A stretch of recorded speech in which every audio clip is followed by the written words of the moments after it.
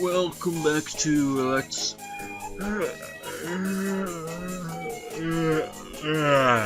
play that Capo 2, man. I'm freaking tired. Didn't get much sleep at all.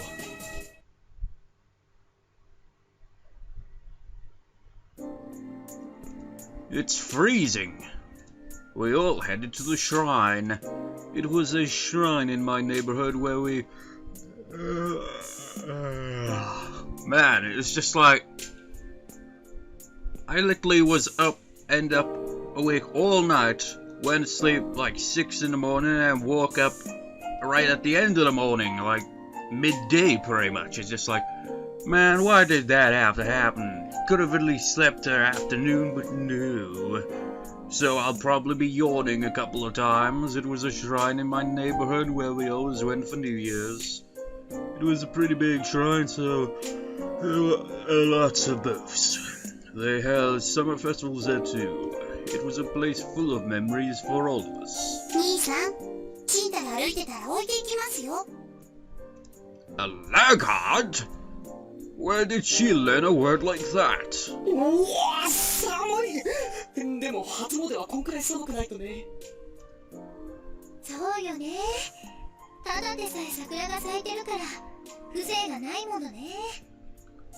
What, really? It's like, yeah, to bring in the new year, it must be freezing cold. I mean, sure, it's winter and all, but... It's just like, oh, that's a good sign of things to come, isn't it? It's freezing cold out here. Does that mean it'll be a good year or a shit year? We hurry towards the shrine. I wasn't surprised by it, but the shrine was absolutely jam-packed full of people. Watching everyone ringing in the new year really added to the excitement. It always just seems silly, really, how it's like, I know loads of people there, shows the area, nobody, absolutely nobody shown in the image. Just, you got the background, no people, not even one, in the background, nothing.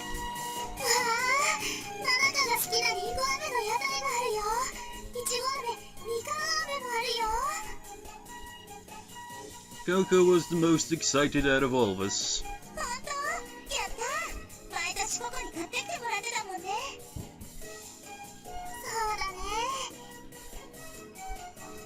I like candied apples too.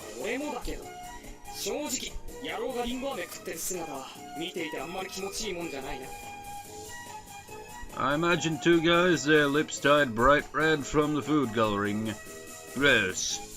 I guess I'm gonna try the candied strawberries then, at least you can bite those in one bite. I say you eat whatever the fuck you want. Seriously, there's always this kind of thing, isn't it, where it's just like, no, you can't do that because it's unmanly. Or like, if it's a woman, just like, you can't do that, that's unwomanly. What the hell, man? Just be freaking human, goddammit! So we were getting closer to the actual shrine. The crowd was getting bigger as we made our approach. I didn't want to get separated from the group, so it's pretty obvious that the choice is Wataru's hand. Actually, since this will, well, I don't know, we probably will come across the scene again in another round, I imagine. Screw it, we're gonna try out this and see how silly it comes out as. Let's see how this goes. I look for Thor's hand to hold before he wandered off. Wait, why do I have to hold his hand? I'm not into that. What? What? I'm not so sure about that. What was the way I spoke that? Hey, watch it, I don't want to hold your hand like that. Oh god, it's Sunohara all over again. About what?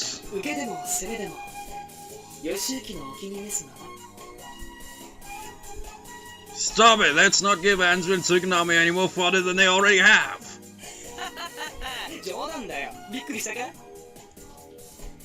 scared of starting a new year as a murderer, baby. このテリアさん、本当は嬉しいくせに。I shoved Wataru as far away from me as I could, knocking over various stalls.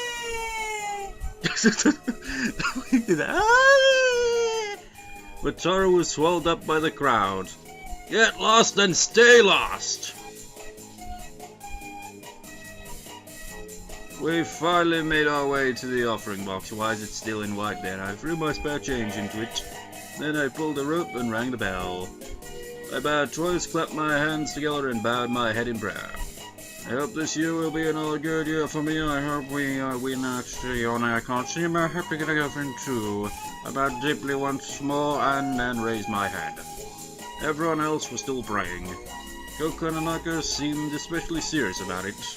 They kept on praying even after Hotman, Yume, and Wataru had finished. I don't know if it's going to add anything else to the scene from that, so I'm just going to back up with the load here and actually pick the proper choice this time.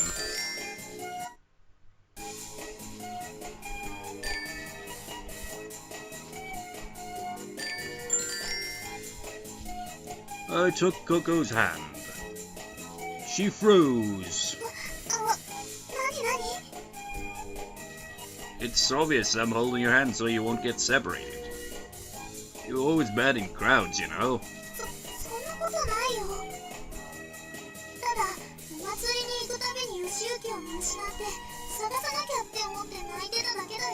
Isn't that annoying when you're with someone in a crowded area and they just bugger off? You're just like, what?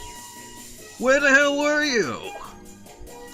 Though I myself have done that, but that's mostly because, like, I walk out of, like, I see it as a normal kind of walking pace, but everyone else tends to walk really slow for no reason.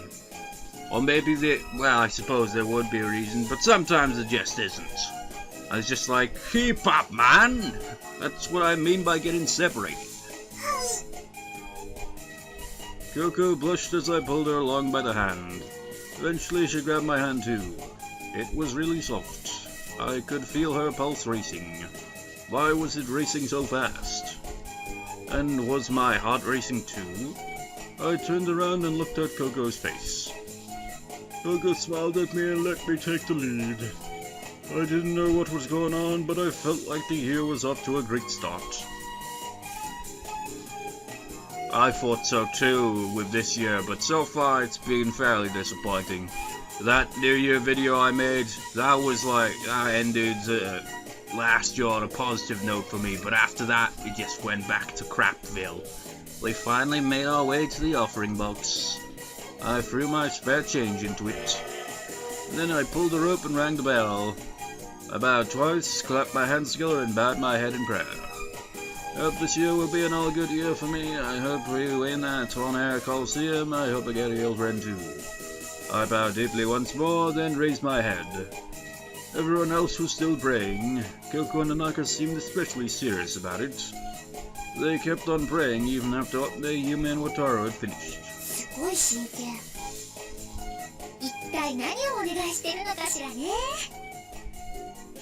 I think it's obvious we stepped back from the offering box so that other people could have space. We waited for the girls in front of the stone lantern. We waited a while. At last they joined us. You seemed so serious. What were you praying for?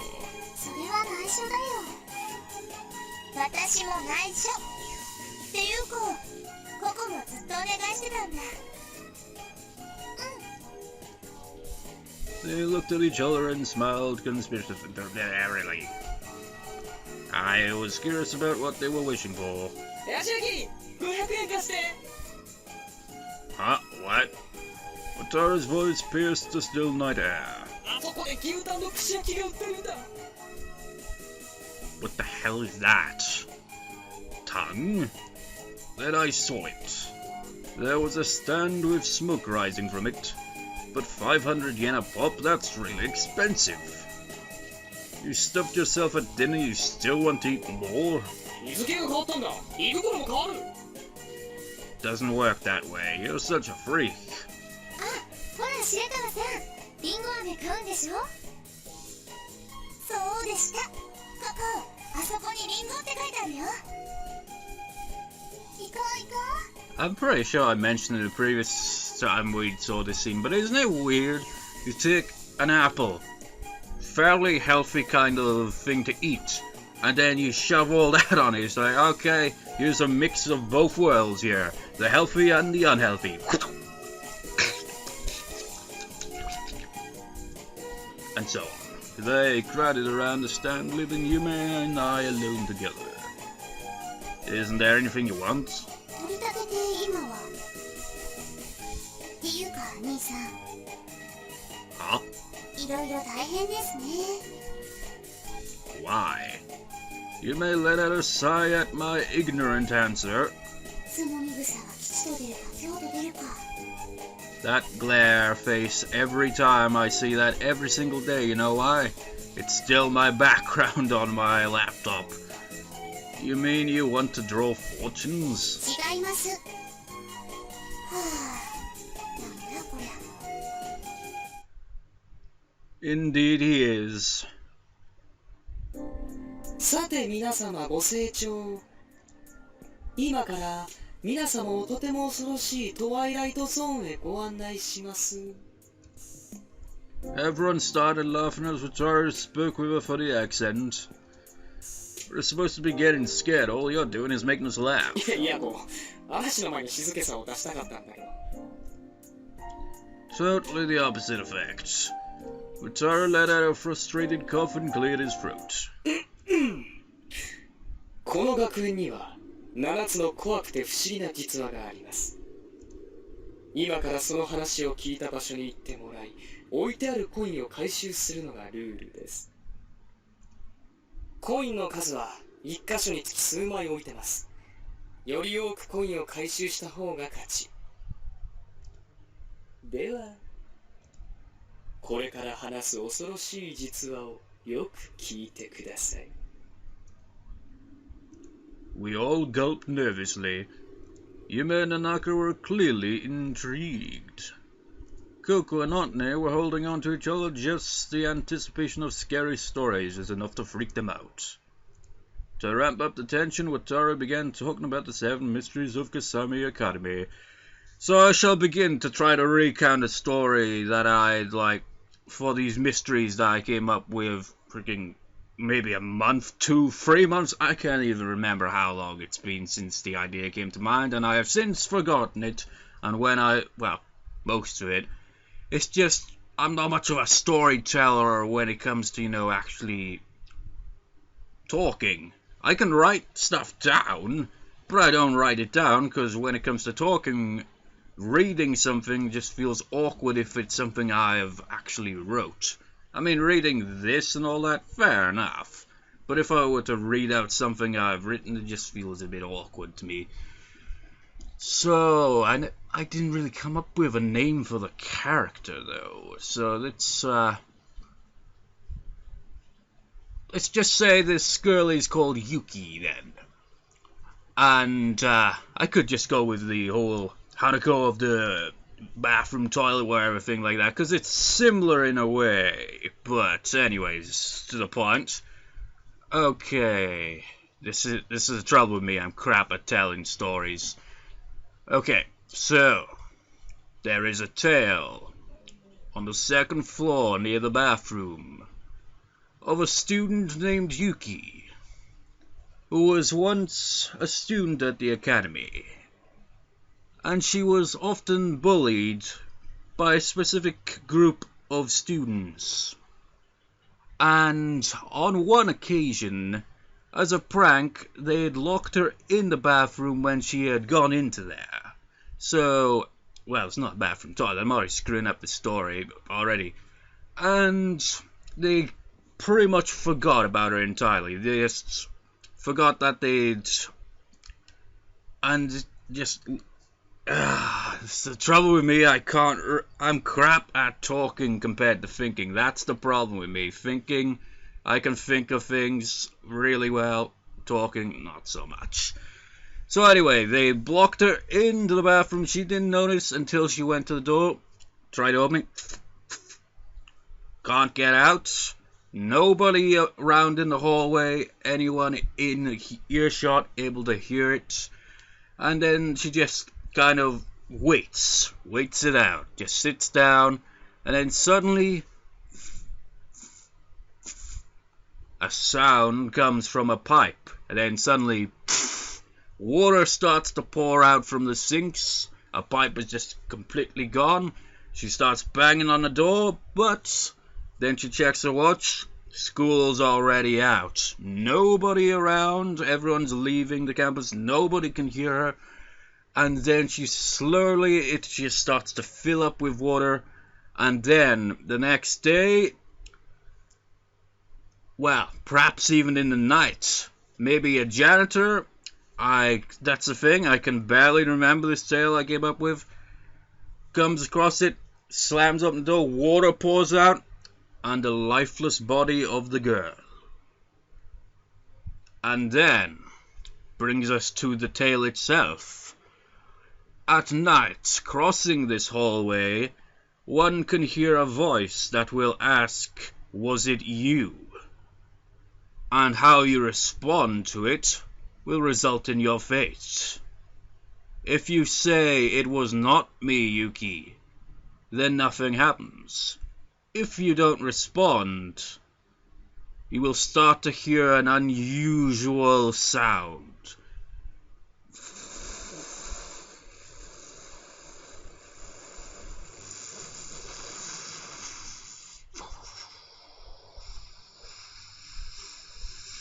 And as you go further, it becomes louder.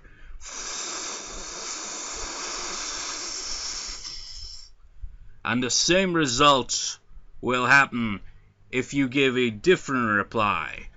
If you were to say, "It was me," it becomes all louder than even that.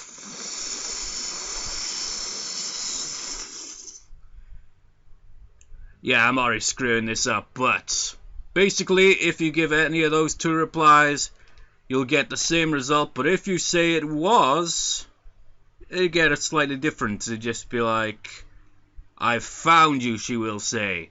And no matter what, if you don't say anything and continue walking, or if you say "it was you," then it just increases. And if you question it, you'll get no answer. The only correct answer is to say you hadn't. Otherwise,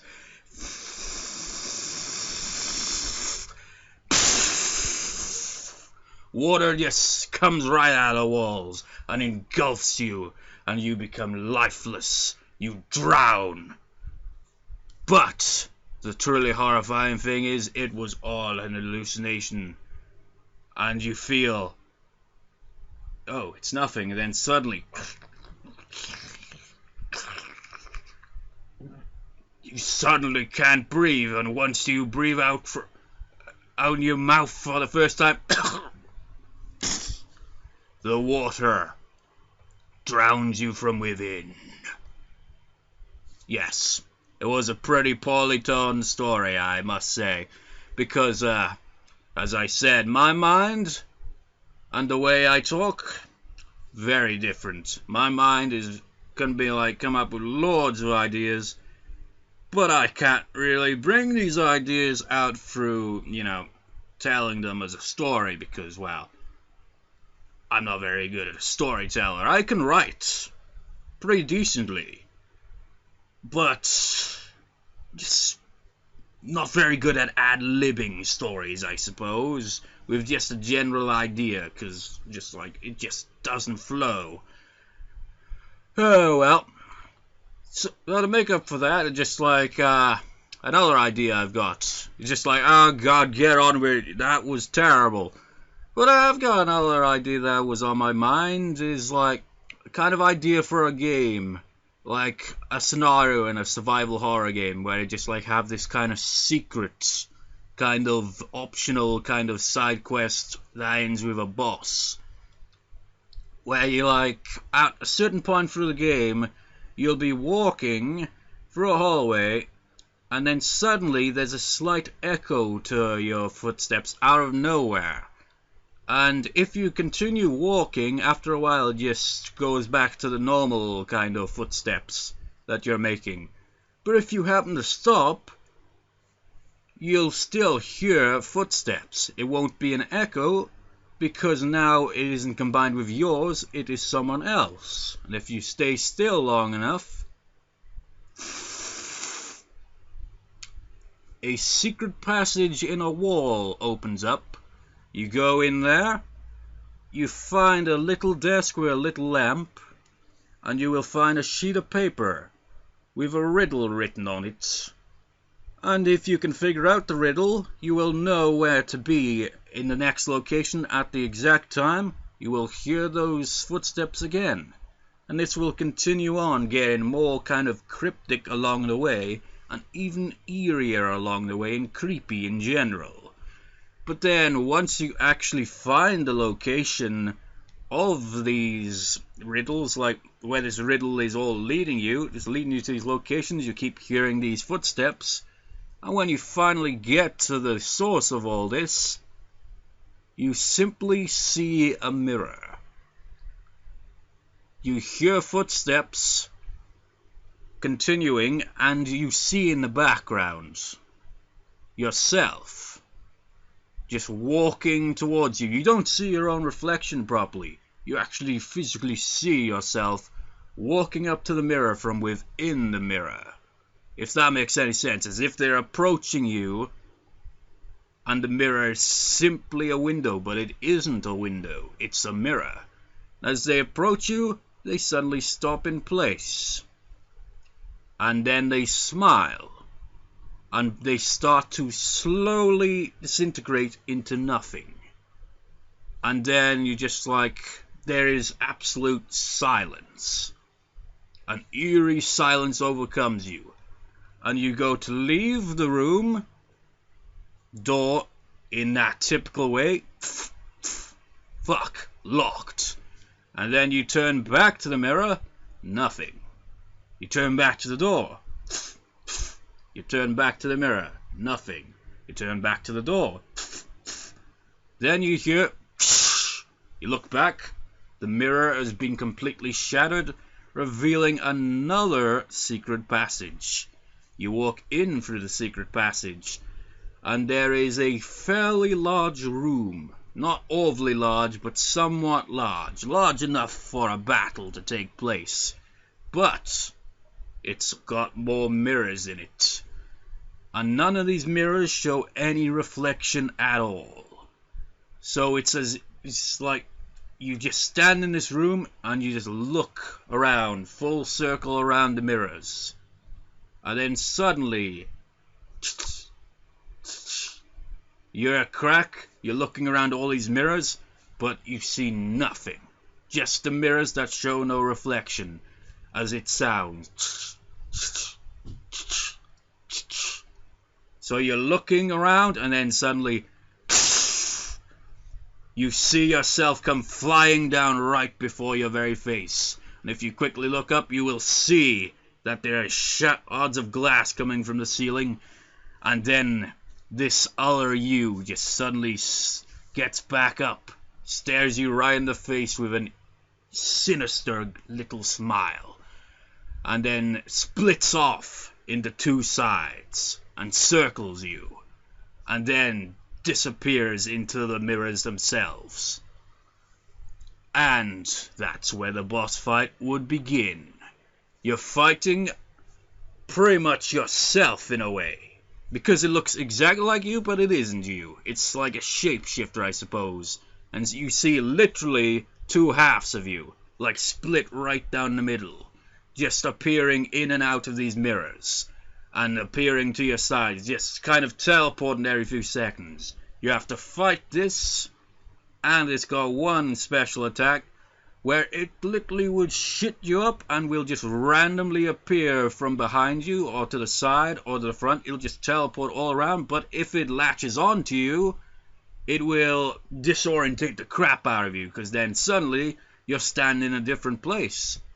And unbeknownst to you, unless you can't figure it out, is that you have actually switched places. And if you attack them now, you will be attacking yourself and take that damage when you switch back. So you've got to be careful. And then, they've also, the only time you can attack this being is when it comes together, both sides. But you can only attack during that moment. And once it's defeated, it just kind of like, in that kind of kind of laugh, as it just slowly decays and disintegrates into nothing, leaving behind a cryptic note. And for what that note says, I'll just leave it to your imagination for that, because I just totally made up most of this on the spot. So yeah, I had a general idea, just like, that would be an interesting kind of side quest boss optional thing for a survival horror game, I think. Just a random idea that came to me the other day. But anyways, enough rambling, well, telling random stories that are just kind of ad-libbed, because I've only got like a general idea of where I was going with it. That's the thing, man. But anyways, let's hear the actual ones then, shall we? I already know all the stories, what should I do? This is the thing, man. It's always like, oh, you can't do that, no. Listen to him anyway. Rataro's really putting his heart into this, so I guess I should hear him out. I decided to pay close attention to the stories. あるところに良心的な開業医がいたんだそうだ。 What? Everyone turned towards the source of the scream. It was Otley and Coco huddled together in fear. Otane? まだ話してないんだけど。 Oh my god, it's so terrifying. He was a kind doctor. Oh, that's spooky. ああ、ごめんなさい。つい雰囲気で。 It's not scary at all. I ruined the atmosphere. If I could, tell these stories the way I have them written out in my mind, it'd totally be a different story, but yeah, I can't tell stories like that for crap. 月島は乙女先輩の悲鳴に怖くなっちゃいました。 Honestly, it would have been more effective if I just wrote a short story and just had it appear in kind of a written way. I'd just be like, okay, now we're gonna pan out, I'm gonna play some creepy, eerie music, and just have it appear written. No commentary, just it'd be written. It's just you'll have eerie soundtracks, maybe a bit of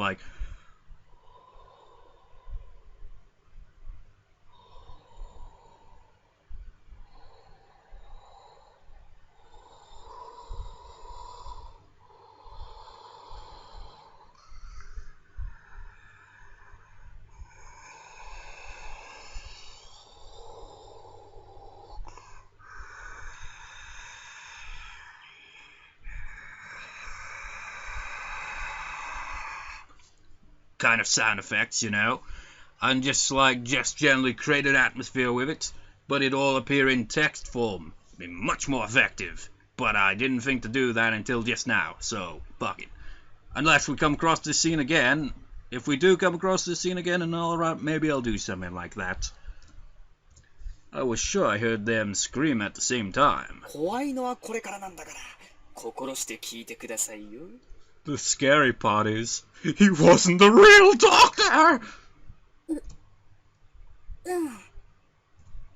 では、始めます。あるところに良心的な開業医がいたんだそうだ。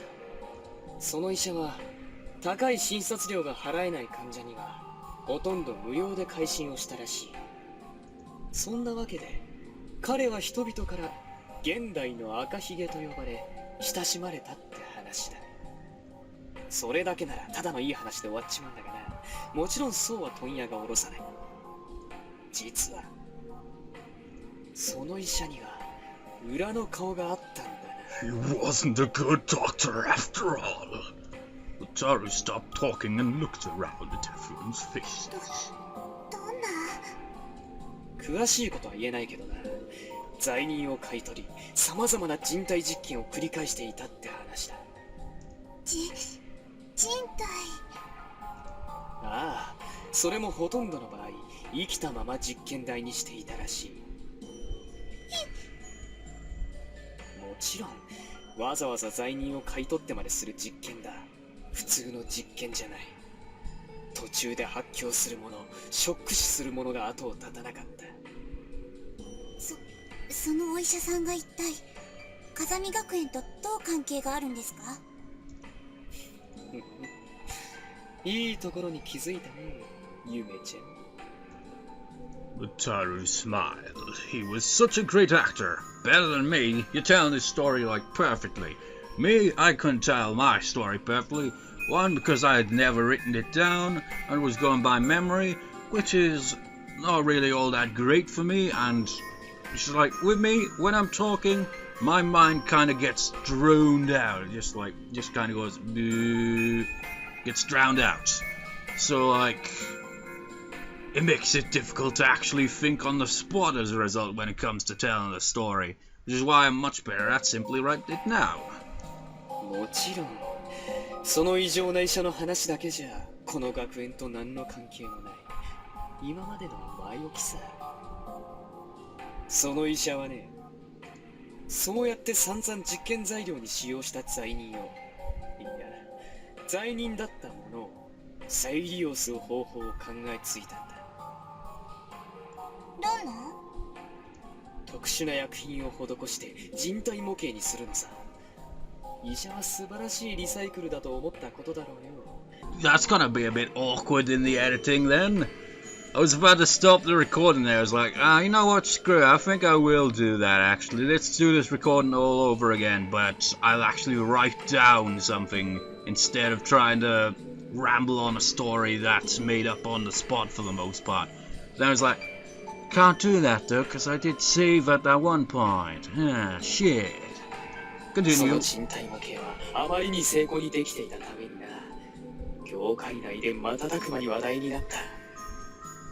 結構な高値にもかかわらず、何も知らない全国の教育機関や医療関係者が購入していったのだそうだ。い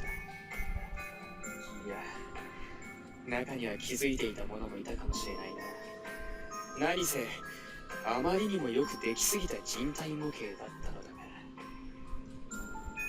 ら。Utaru was such a great storyteller, much better than me. Even I, who already knew the stories, was starting to feel a bit short of breath. Coconut actually trembled as they listened to him. その医者にとっては嬉しい誤算さ。自分のやりたい実験で発生する廃棄物が飛ぶように売れるんだからな。医者は架空の業者をでっち上げ、人体模型を売りさばいたんだそうだ。その資金で新たな罪人を見受けして実験を繰り返す。まさに理想の研究環境が得られたわけだ。しかし問題もあった。その人体模型があまりに成功すぎて、次から次へと注文が殺到しちまったんだ。やがて医者は実験のためではなく、注文を裁くことのためだけに罪人たちを次々と人体模型に変えていくことになる。そのお医者さんはどうなったと思います、乙女先輩？死にましたよ。自分が買い取った罪人の一人に殺されてる。まあそれは自業自得ってやつです。問題はそこじゃない。何が問題なんですか？注文が殺到するようになってから、医者の仕事はおざなりになった。いや、その頃には医者も相当おかしくなっていたのかもしれない。ともかく素早く人体模型を作らなければならなかった医者は手抜きをしたんだ。どういうこと？わからないか？欠陥商品だったんだよ、その模型たちは。結果？ああ、そうだ。出来損ないの人体模型の中にはまだ生きているものがあるってことだよ。うちの学校の人体模型、よくできすぎてると思わないか？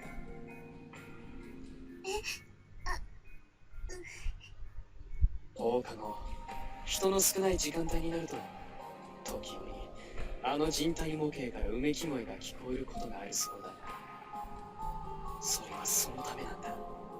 生徒からあまりにそういう報告が相次ぐものだから、何年か前に当時の理科の教師が人体模型の搬入元の業者を確認してみたんだが、どこへ問い合わせてもそんな業者はどこにもないと言われたんだそうだよ。じゃあ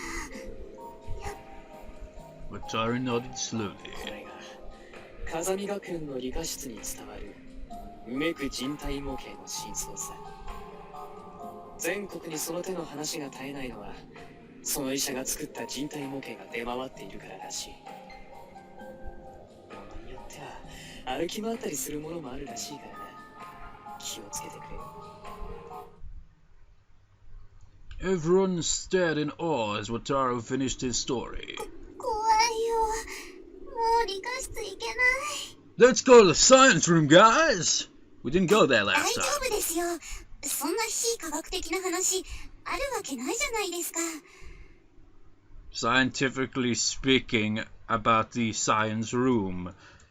But you're shaking too, Yume. 震えてません。 By the way, are you okay, Otne? Otne had gone cross-eyed. Otne? Otne! あ、弟く